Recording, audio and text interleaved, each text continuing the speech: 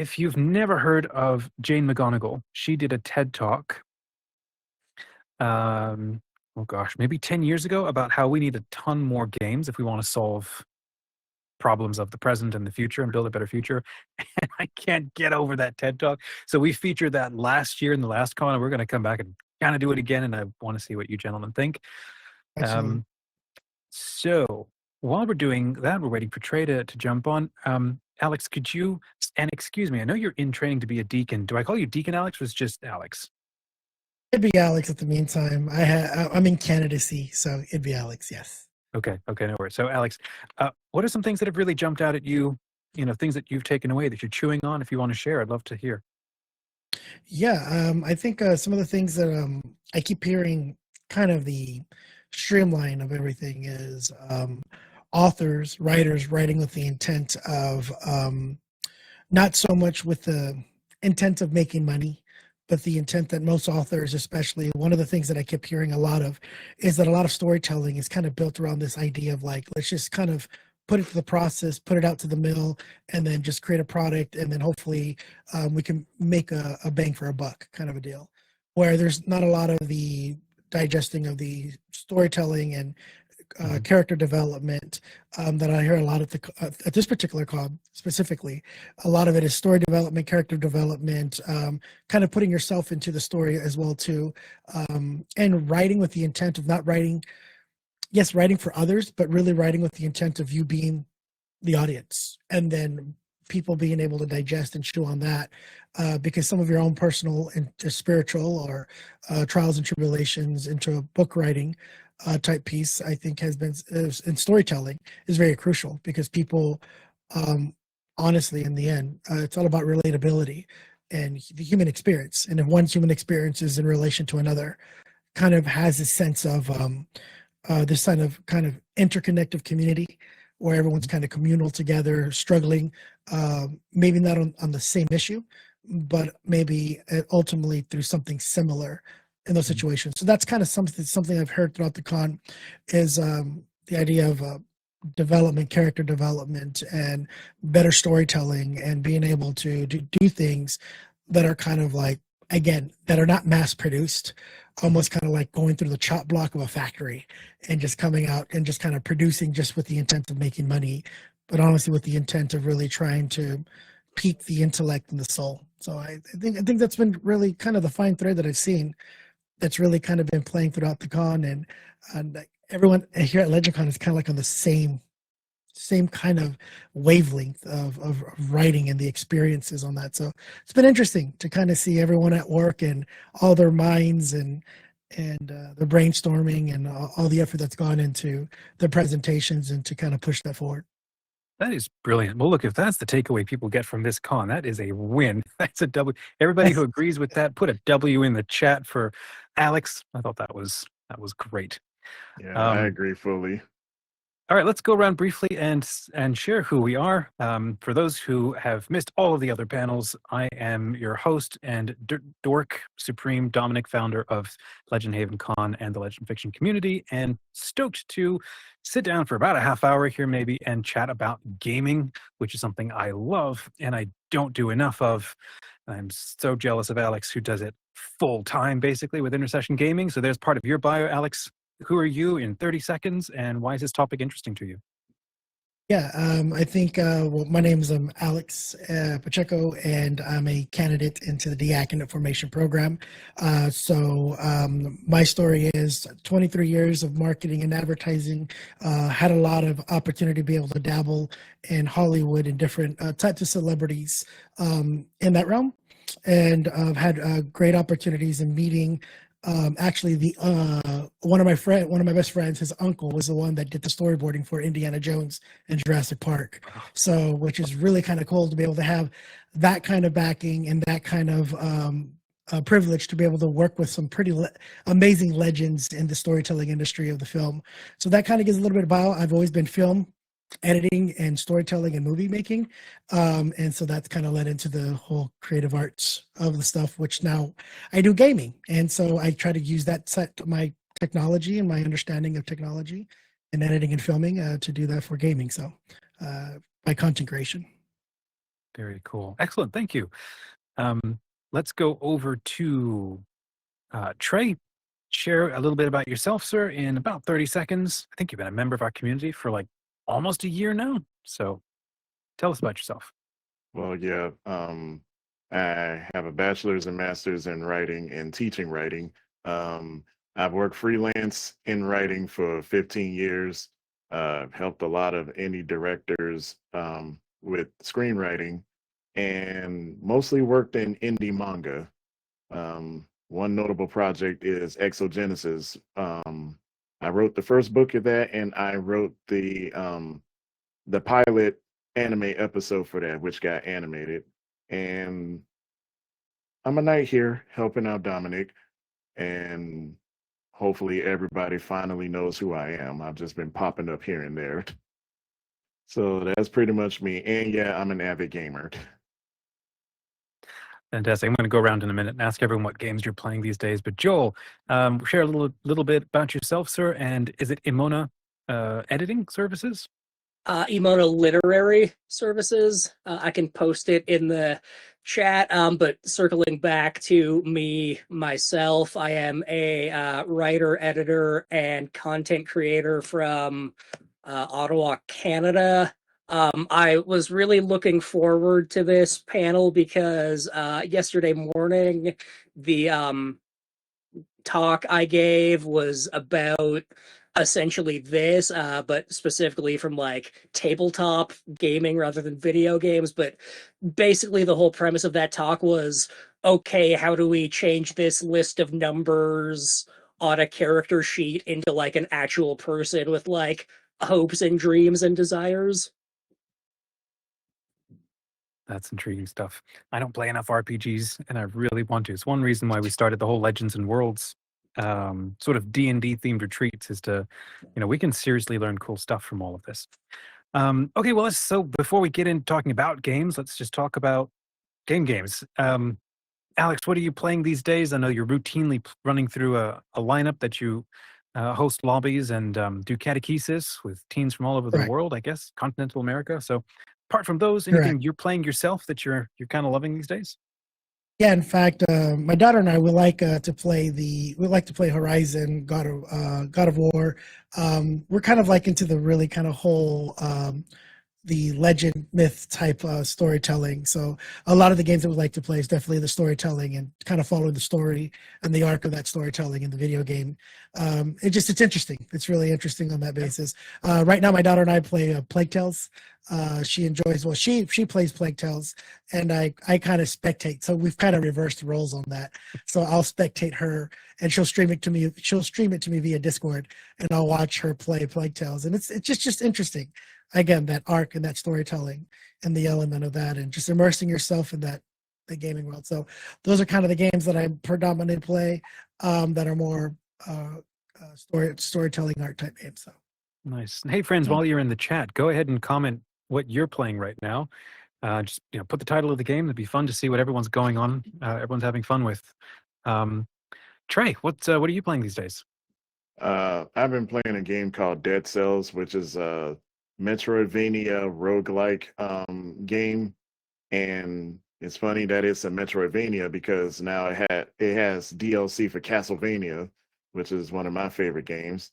Other than that, I've been here and there on Helldivers and Battlefield, the most recent one, because my friends who were all in the military, they just like playing shooters. Me personally, I prefer stuff like Zelda, mostly single player games and JRPGs. Like I'm trying to catch my wife up with games, and we were trying to play the recent Dragon Age game that came out, but like slowly we just going like, they're not going anywhere with the plot. They just keep constantly jumping to side stories. But one game that she liked recently was Legend of Zelda Tears of the Kingdom, because she found the plight of Zelda sad. And I don't want to like give spoilers, so that's why I stopped like that. Okay. Joel, what are you playing these days? Offline or actual games or board game or anything like that? Yeah, so this might be a little out of character coming from a guy who looks like Viking Ron Swanson, but I like cute laid back games. So right now I'm replaying Rune Factory Guardians of Ozuma. And like full disclosure, when they first announced the new Rune Factory game, the last two times that's happened, I've cried tears of joy.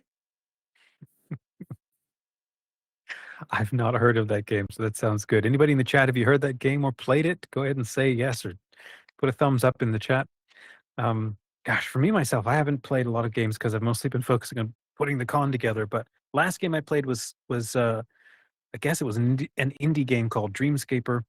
And then probably before that, the last big game that I played through was, oh gosh, it was Cal Kestis, the second Jedi Survivor. Jedi Survivor, yeah.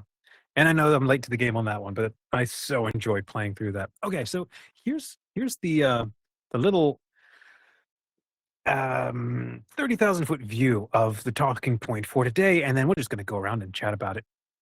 So there's this lady named Jane McGonigal. She gave a TED talk about 10 years ago, and she says that games can make a better world by transforming how people solve real problems. And so currently, we're all gaming about 3 billion hours a week. And so she says that's not enough. We need about 21 billion hours to build the skills that humanity needs for the next century. Games like World of Warcraft show how players experience epic wins through challenge, collaboration, feedback, and purpose. These emotions are often missing in real life. I agree. She identifies, what a great observation, right?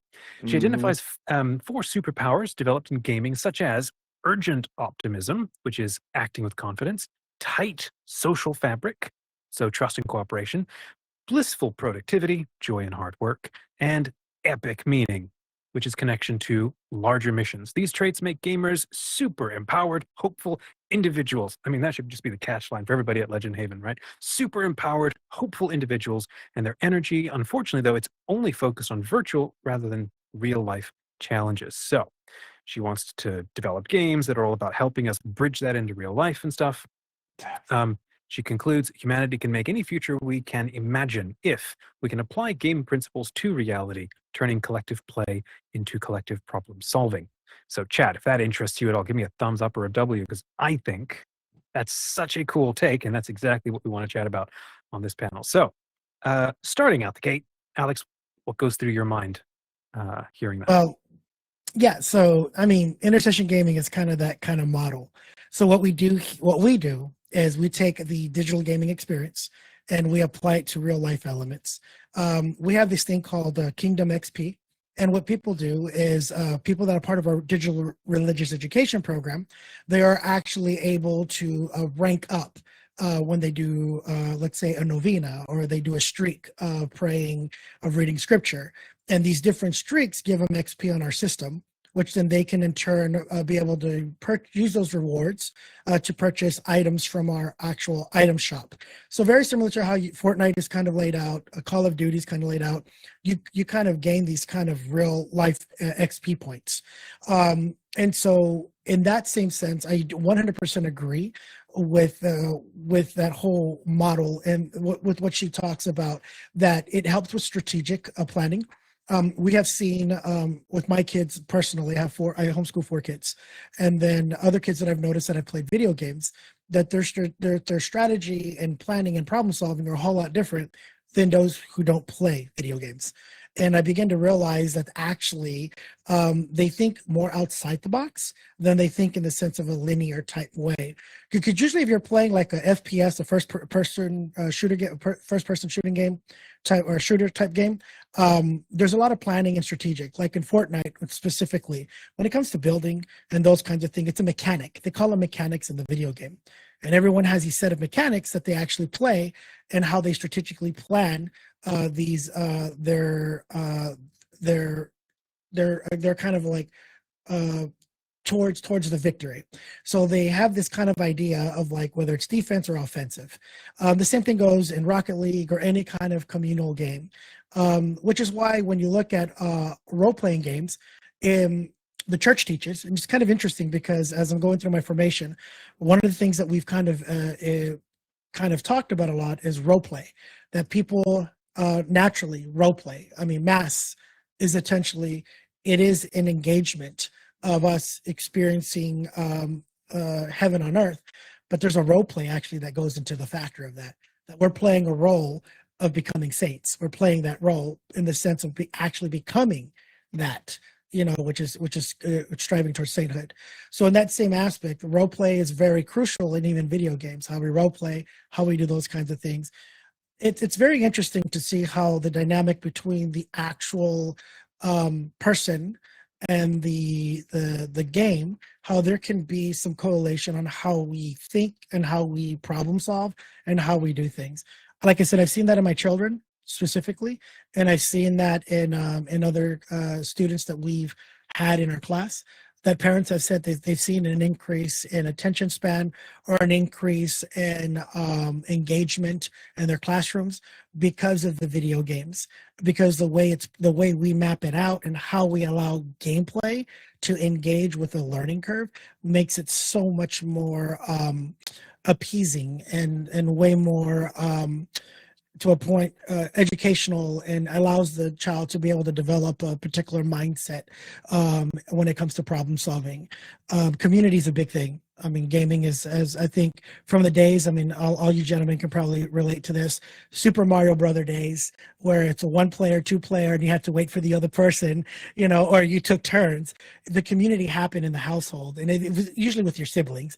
And if you got a really cool game, you had to invite a couple of friends over to play. But the online gaming community has changed that tremendously. I can play with people on other parts of the world to be able to game communally. And I think that whole tabletop gaming experience, I think, is something we still do in my household. We still have that tabletop gaming experience, but I think community and all those things, games really do play a vital role in helping with problem solve, whether it's tabletop or whether it's actual video games. That type of play always helps, I think, with development of the human mind and community. Thank you. That's great. And chat, what do you think? If you've got opinions about all this, drop it in the chat and I'll bring up the questions and we can go around them. Joel, what's going through your mind? What do you think? I really like the points about community and communal play, because I think, that's been built into video games for a very long time. Like, the reason, they release 2 Pokemon games for every game, and each game only has half of the Pokemons in it, is because the original plan was, okay, we want these kids to go out and actually hook together their Game Boys to get the Pokemons that aren't in whatever version of the game they actually have. Or I think one of my favorite examples is back in, I want to say, the 80s, there was this infamously difficult, infamously obtuse Japanese arcade game called the Tower of Druaga that was designed the way it was because I think Namco wanted people hanging out in the arcade talking about how to beat it, because the things you needed to do to get through the levels or beat the bosses are ridiculously specific, use this item you got 8 levels ago somewhere within these 8 specific floor tiles, or you won't be able to beat the boss. Has anybody else played that game? Because I missed that one, unfortunately, but I remember some of those games. They may never have released it outside of Japan. Okay. I need to look into that, but I know that at least in Japan it was infamous for how obtuse it was to get through, and that was on purpose because they wanted people to hang out and talk about it. Trey, what do you think? I think you're muted, Trey. Oops, my bad. I said I heard of it, but never got a chance to play it. And with me, with gaming, I love presentation as well as good writing as well. That's why I've been kind of sticking to single player games, and why I've had to tell my friends who keep jumping from military shooter to military shooter. I said, this is all just literally the same, you know? There's no variation in it. It's just soldier. Like, we played a game called Ready or Not, and I said, they trying to convince me, oh, there's this story, you know, this, that, and the third. And I said, yeah, but literally it's just your SWAT officer. Why should I care about this SWAT officer going about his day? Because it's just we go around shooting and arrest people. So that's why I've been sticking to, say, fantasy games like Legend of Zelda. If it wasn't for Legend of Zelda: A Link to the Past, I wouldn't have wanted to be a writer. Like, it was just presented to me digestible, and the fact that I could put my name in it, it felt like I was in the adventure. And then just this boy wakes up during a thunderstorm, called by a princess to go save her, and then having to jump through so many hoops to come and save her. That just interested me, so I started reading more fantasy because of that. Communal gaming is good, but I also found it's better with the right people, because you could be playing with people you say are friends, but 9 times out of 10, they just cussing at the game because the game ain't going the way that they want. Like those friends I mentioned before, like half of their dialogue is fix your crap game or something to that effect. But then when we start playing stuff that I want to play, all it takes for them is to lose once, and then after that we never play again. So really, it's about the right people and the right mindset. Well, we've got some good Yeah. comments here in chat. I'm just going to shout out for a second, and then I'll go back to you, Alex. But Catherine says live service and microtransactions have really wreaked havoc on narrative games, and that's not helped by bad writers. To your point, Trey. And Peaches in the comments says storytelling is very important to me in video games. If you don't have a strong storyline, you've lost me. And so many comments. Hold on. Oh gosh, and some people say games are becoming easier and easier. Sometimes I actually wish for them to be, I think you mean harder, like in the older games. Zach says, Cicero stipulated that we resonate with appeals to honor, justice, and utility. So game narratives might embrace justice, maybe like revenge stories. The gameplay only ever values utility mechanics. That's why I'm so intrigued as well on the ancillary side of games that let you pick 2 different sort of moral paths. And then play through a story that way. There's something really intriguing or interesting about that. Alex, you had something you wanted to add. Yeah, to Trey's point, I think I believe, like, I agree with Trey 100% when it comes to like communities, that when you're jumping into randoms or you're jumping with a group of friends that you would quote unquote call friends, that there's a sense of toxicness in the gaming community. And that's kind of what we're trying to bring the element. In fact, there's this new thing in Fortnite called the Lulu. It's raving havoc. I mean, as far as like in a good way, on the public. And it's something that the community, they're able to talk with complete strangers, right? So like we're able to go into the game and we can hear every single person's conversation, and we can team up with different groups or make enemies. And the whole point of the Lulu is that this whole idea is that you're going into this community, and yes, granted, you're going to get people that are saying things that they shouldn't be saying. But what's really crazy is we bring the gospel element into the midst of that. And you'll be surprised how many people in Delulu in a Fortnite setting start gathering around me when I start talking about the gospel. Or I start bringing, and this is why our sessions have all been focused on the digital Areopagos. You know, during the time of St. Paul, he would go to Greek to Athens to be able to preach the gospel and debate and bring crisis teachings to scholars and people that didn't agree. And so this is kind of the whole idea, is bringing Christ into the digital spaces in a way that creates this intellectual conversation.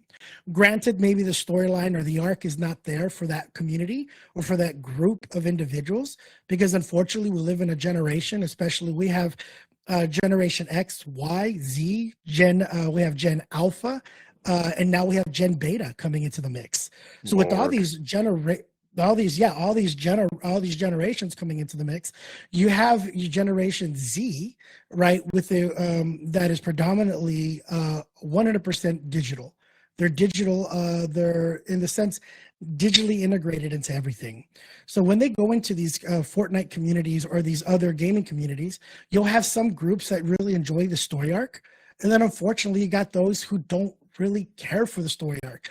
But how do you bring them in to start understanding that storytelling is crucial, especially when it comes to of the development of the human soul, development of the human mind, the intellect? Well, we have to meet people where they're at and then draw them into that story.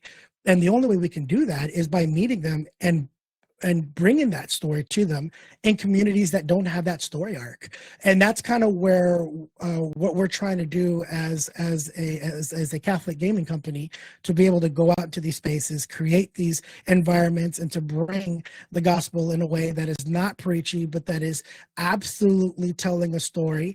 But being able to get them interested in being like, hey, this is something different that I've never really experienced before, because the stuff that I get fed in mass media or in the mass production of filmmaking, this is nothing in comparison to what's being told here. So I think ultimately, in order to tell a story, you have to go to the places, the Arapagos, and those digital places, to be able to, so that they can hear those stories, and for them to know about that there's opportunities to be able to delve into something deeper. But it has to be brought to them.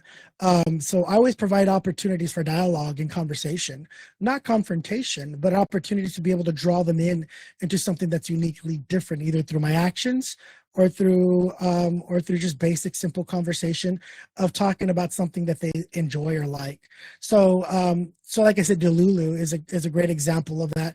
And there are other games that are actually going to start heading in those type of directions, where it's more communal and you can voice chat with everyone in game.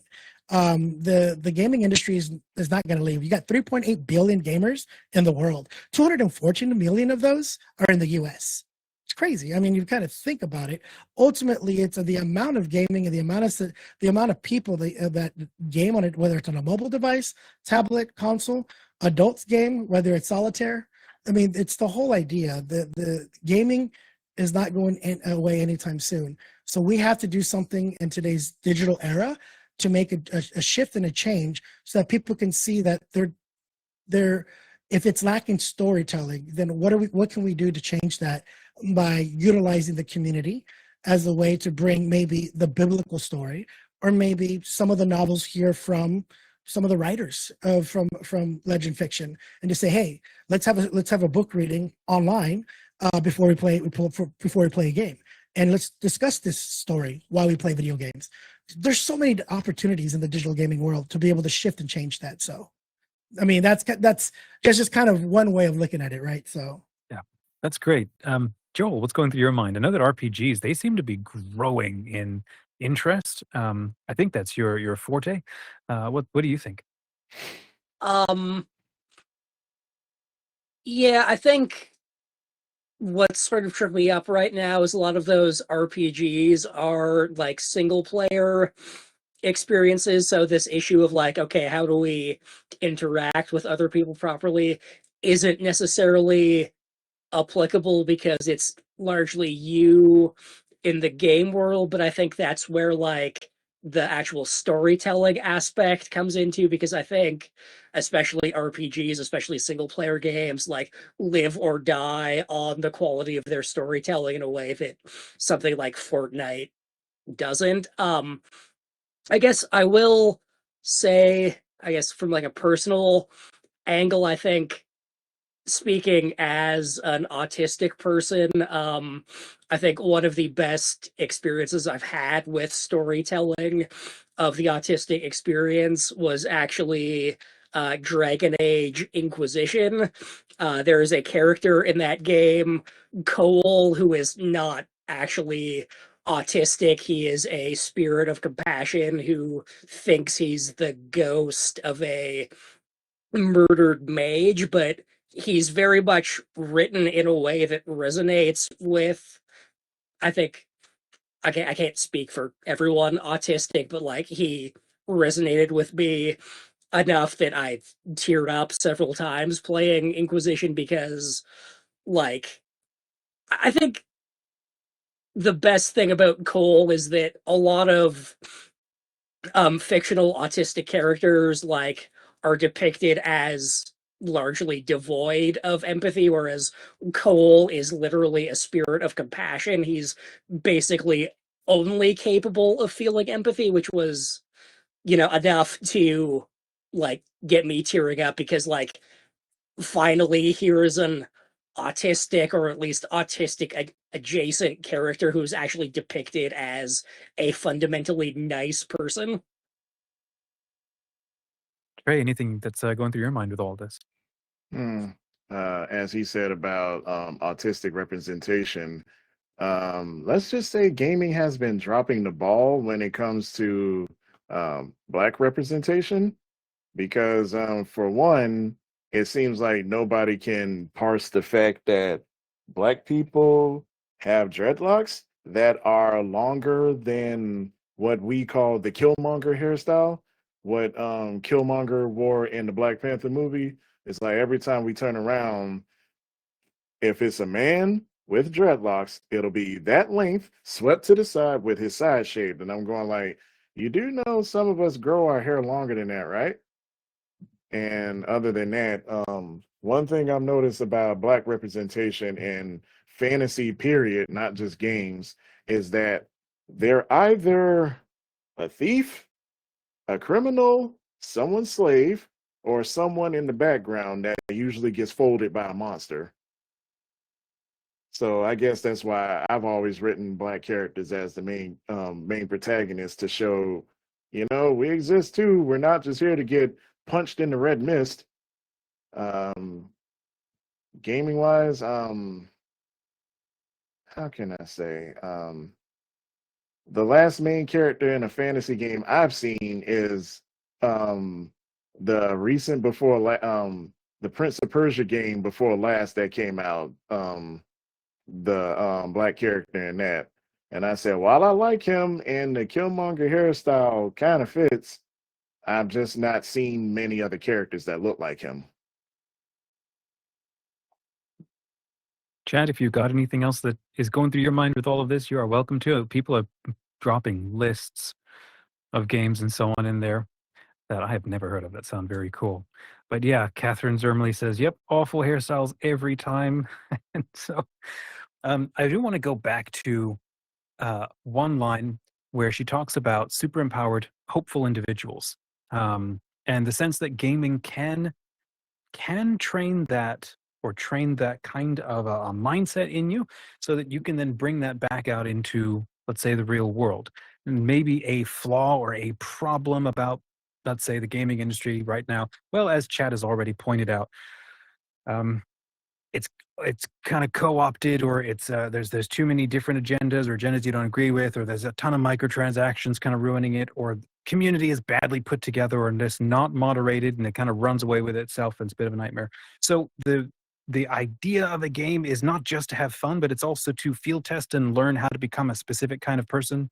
And then if you like that, you maybe become more of that, and you take that into the rest of your life. And so that isn't happening a lot. And I think that Jane McGonigal with her TED Talk is trying to encourage us to think like, maybe we need to make more games that try to intentionally do that. Still be really fun at all, but try to encourage you to grow a bit through the engagement with this game, and then take it offline, become the kind of person offline. And so here's what I want to ask sort of the room and chat. Please let us know what you think too. When somebody's going for that epic win, right? You've got that look, like she lists it out, right? The urgent optimism, the blissful productivity, the epic meaning, all those things are in play, and you feel like, I can do this. And even if you can't, you sit there until 3 a.m. again and again until you finally get it. And there's that satisfaction of, I did something that was really cool. And we're not given that kind of framework to do that in real life. And instead, we just have a lot of depression. And so we continue turning back to gaming over and over. If you can't find that and you don't know how to make it, you go back to games, because at least these make sense. So I guess the question is, what do you wish, or what would you like to see games do, or that games can do really well, to start to encourage that kind of thing? Because if it's, I think we can all get it, like with this conversation, right? Games just for the sake of games, kind of cool, but games that help build you up to become a better human being, to function better with other people. I'm going to go back to, or a shout out to Deacon Alex. chatted with him on the YouTube channel. We talked about how he created a community during COVID, and his teens ended up playing the rules differently, where they collaborated a ton more, and it was just blowing people away that what, you're sharing epic loot with us and being kind? Nobody does this. Nobody collaborates for the win. Everybody tries to step on each other. That right there, I think, is such a different way to go about playing a game. It's a bit countercultural. Maybe it's beautiful. Man, chat is going off. This is great. I'm going to read through that. So, Alec, can I start with you? What do you think about this sense of superpowered? Hold on, where did it go? That line, it was so cool. Super empowered, hopeful individuals. What do you think about that? Yeah, so give you guys a quick example. When we play Fortnite or any kind of game that's a community game, that I know Fortnite really tries to do the storytelling thing. They don't do it very well, to be honest with you. They're kind of all over the place. And kids even notice it. It's kind of amazing how intellectual kids are. But anyways, that's on a side note. But anyways, on the whole idea that we would share epic loot or rare items, that's an uncommon thing to do in the gaming world. No one shares loot. No one shares items. Usually when you're playing a video game, it's all self-interest. It's all about, I need to get the win because I need to carry my team, right? And in the end, you always get that one person who claims to be really good at the game. And well, it checks off that maybe they're not as great as they say they are. But either way, they're either a loot hog, trash, right? Either a loot hogger and they just always have something bad to say about every single game play and everything that you're doing. And it's never their fault. And it's never their fault. That's correct, Trey. It's never their fault. And that's the thing, is that's where we turn the whole game on its head. We allow them to trash talk. We allow them to do things. And then as we're sharing the loot and collaborating with these different individuals, they become very surprised. In fact, on Delulu the other day, my daughter was, and it's kind of crazy, because in the gaming world, girls are not allowed. And it's kind of weird. It's like the tree house. This is the boys' tree's house, and no one can come to the boys' tree house kind of concept. And then so when a girl games, they get bullied and they get picked on. So my girls have developed and I'm with them. I'm with them as I'm listening to these conversations, and they handle the situation very well. They joke around. They ignore the calloused remarks, and what they do is it ends up being the conversation ends up switching. They end up asking, "Why doesn't it bother you? Why are you treating me so nice? Why are you?" So it's through their actions of their Christ-like activity that they begin to realize that it's literally like they're not letting it faze them at all. And so what ends up happening, it's kind of crazy, because they end up sending them a friend request because they want to play games with them. So that's what I'm talking about. Changing the gaming world. We're bringing the light of Christ in a completely magnificent way, doing what Jesus did by going into the red districts where the Pharisees didn't want to go. Gaming world, Trey, you could probably agree with me. The gaming world is pretty much like a red district area. Some things happen in the gaming world that you just couldn't imagine. Like, how are they allowing this in a voice chat environment? Like the debauchery is, as it says in scripture, like, they will justify evil as good. And I'm just going like, y'all just are so unaffected. Y'all just keep letting this get away with stuff until it starts affecting you. Then you want to say something. So most of the gaming space is like a big old red blot on the map. Yeah. And absolutely. So in the midst of that is, how can we start raising and teaching digital disciples to go out to the digital Arapagos and start bringing Christ to a very dark world where you can share loot. You can be, unfortunately, yes, being Christ-like means being persecuted, and understanding how to be able to bring that Christ element in a way where it's love, compassion, and it's merciful and forgiving, but being able to flip the dime. And you have no clue how many teens we've encountered, how many young adults we've encountered that literally on my Discord still contact me till this day. And they say, "Yo," they call me Bob. Sensei Bob is my name online. That's my gamer name in the pandemic days. And so everyone called me Sensei Bob. And that's one of the things that I began to realize, that you make an impact when you change ultimately the landscape of the gaming world. And only we can do that by bringing Christ the way we do in the real world. And like Yep. how LegendCon is doing that right now with the writers. You guys are trying to do something impeccably amazing.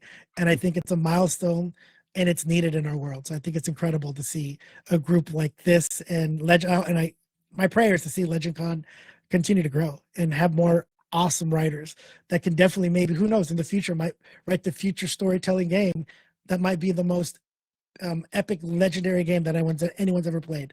So I'm looking forward to those future writers that come from this. So it's amazing. Hey, Chad, if you're vibing with Alex, go ahead and put a W right in there. Let's all see a bunch of big W's. That W. was amazing. You know Big what's W. funny? It's Trey, I want to ask you what, you're just nodding as he's talking. I want to ask you what you think in a second here. You know what's funny for me? Occasionally, I would play. I've got a game. What is it? Counter-Strike 2. It's one that I've played ever since it came out, like when I was a kid. And sometimes I'll go back and play it. And like what It's PlayStation Alex is 1. saying, Dang. what Alex, the bar is on the floor for just being a good human being with these games. And I'm bad. Like, I can't shoot. I can't win. I just play deathmatch all the time because I can't point the thing. I can't hit people. So I just play that all the time to try to, skill up a little. And it is so funny how you make friends with people. And for a while, because I'm not a good gamer, I'm not avid, they're like, you're basically not mean. And I'm like, what? It's like, yeah, mega kudos to you because you're just not a jerk. I'm like, what? The bar is so on the floor. At one point I stepped away for like 2 months to work on building a brand. I wanted to start a new little company. And so I decided, that's it. All games are out. I'm not doing anything in the evening. I got to focus on this, no distractions. And then after about 2 months, decided I'm doing the wrong business. I need to do something else. So I jumped back on for a bit of a break, pulled up Counter-Strike, and one guy was like, oh my gosh, I thought you died. You weren't on at all. And I thought, wait, what? I mattered that much to you that you thought about me? Like, I don't, I've got like a fake screen name and a picture of a mouse as my character and stuff, but I guess I wasn't swearing and I was just generally nice. And, that just impressed me. Like you say, this sort of red light district, at the very least, showing up as a good human being is almost enough of an incredible thing, which is, it's just weird. Anyhow, Trey, what was going through your mind? You were nodding while Alex was talking. I agree with him because the bar is through the ground. It ain't on the ground. It's through the ground. Because it's like ever since 2008, Modern Warfare 2, you just hearing kids in there cussing up a storm, even though all you got to say is Santa Claus don't exist, and they'll just go deathly quiet. It's like because it's as Mike Tyson say, there's not enough people getting punched in the mouth. It's like the anonymity of the internet and the screen and being behind a microphone feels like they're empowered to say everything that comes out of their mouth. So just meet them with kindness. I said, okay. Like, just give them a confused okay, because that'll discombobulate them. They'll make them think, why isn't he retaliating? I said, I could retaliate. I really could. I just don't want to. That's not the right thing to do. And the few people that back when Xbox gave you the ability to look at what people are playing. I was playing Fist of the North Star 2. Fist of the North Star Ken's Rage 2. And people are just joining in going like, oh, they made another one of Fist of the North Star? I said, yeah. And they said, I can never understand the story. I just started explaining the story to them in context as I was playing. And it's just like, oh, because so many other people just act like they just say, oh, go watch the anime or go read the manga. And I say, not everybody has access to those things. You know that, right? So just help them along. Just, explain what's going on. That'll make them want to go look for it. Not just say, go read this. And that carries over to how I teach writing, because anybody can just tell you, oh, go read a book. And I'm going like, what is that telling them? Go read a book. Maybe they came to you because they tried reading a book and it doesn't parse well to them. So you break it down for them to help them read a book. Joel, what's going through your mind? What do you think? I think I'm really, I guess, fixed on that like idea of like hope and optimism. That's why I like games like Rune Factory, where you're a cute anime character who fights cute anime monsters and explicitly is not killing them. You're just banishing them back to the monster world, and then marries other cute anime characters and has cute anime children. And like, even for like the final bosses in the series, you like literally beat them by like shooting them with like the bonds of friendship you've made with all of the other cute anime characters. So like, I think, on the one hand, like bleak, hopeless forever wars are everywhere in the news, especially in the last couple years. I have not been able to beat Mass Effect 3 since it first came out, because it's a video game about a bleak, hopeless forever war. And even this last time where I started sitting down, was playing it, I'm gonna get through it this time. It's been like 5 years. I think I've processed enough of all of the crap that's going on in the real world. Nope. I got to the point where I just couldn't want it to be a cute anime character again. Yeah. Well, we're going to start wrapping up this panel. Chat, if you've got any friends, I'm sorry. I hope you have friends, lots of friends. It's the friendliest con. If you've got any questions you want to drop in the chat that I can bring up to these friends here, that would I'm happy to do that. Closing thoughts for this concept of gaming and storytelling, like play games to live a better story, perhaps in your own life. We turn to games to learn to do stuff. In the same way, some people will turn to books, and some people turn to movies, and some people turn to games, or all three, if you can get it. The sense of, turning to gaming to build a better you, which I think is a good reason to de-stress and to have fun, but also to skill up and to think different. You can get sucked into it, and you can do that with anything. Frankly, you can do that with spirituality too, and it's not always a safe place either. Deacon Alex, any closing thoughts for us? Recommendations, encouragement for those of us who are gamers? Yeah, I think if anything, no, one thing for sure is that we all know what devs are, like developers, right? The idea of a developer in a video game. And I think the greatest developer of all is the one who created us. And I think we all have a story arc in our own life, whatever that arc is, whatever those trials and tribulations we come across. And know that every single experience is an XP point that helps us to be able to build Kingdom XP, to be able to build a relationship with God in a deeper way. And every time we come across a big boss battle in our life, or whatever that big boss battle might be, whatever it is that we're facing, know for a fact that it might take a couple of tries before we get it right. Just like it does in and when we're actually playing video games, you might grind it for 5, 6, 7, 8 hours until you finally beat that big boss battle. And sometimes even takes a Hail Mary or a couple of prayers to do it as well too. In that same sense, we have to be able to be prepared for whatever comes our way. And building up that Kingdom XP, that spiritual XP, is through our prayer, through our daily participation in our conversations with God, whether it's through our writing, or whether it's through music writing, or playing video games, or whatever it is. We all have ways that we build relationship with God. And in that way, we need to also be able to know that the highest absolute spiritual Kingdom XP that we can definitely gravitate to is the Holy Mass, the Eucharist itself. It's the absolute source of power. It's the ultimate actual XP point. It's the highest rank you'll ever get. So I think, if anything, in the midst of this, and anything to take away from this, is that anyone that's listening to this and watching this right now, the participants, is keep grinding your daily life. Keep grinding what it is that God has put in front of you, and don't give up on your big boss battles. And know for a fact that when it comes to that spiritual XP, that it's going to be well worth it once you get into the kingdom of heaven, because ultimately all your XP points are stored up. What is bounded here on earth is bounded in heaven, and it says that in Scripture. So that's my biggest world of advice that I can give to each and every one of you. I live by that daily, so I'm always trying to grind my kingdom XP here on earth, because I know what's bounded here is bounded up there. So that's what I'd like to say. That's awesome. Thank you, Joel.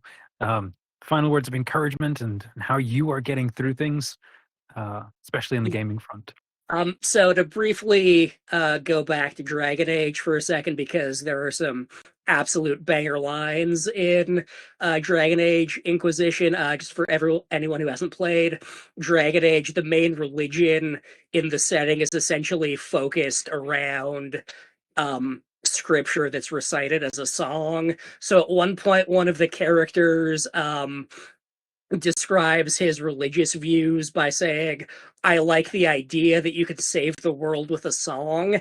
And I think as creators, and especially as creators of faith, it is literally our job to do that.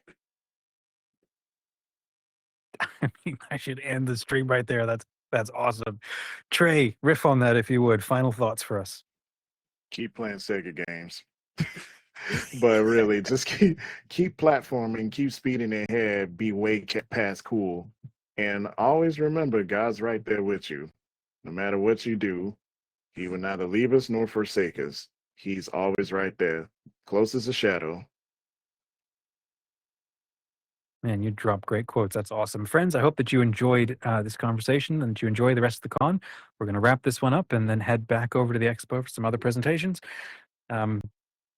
Thanks for sticking around with us. This is fun. I'd say game on, but yeah, there you go. Game on. May the Lord be with you. See you soon.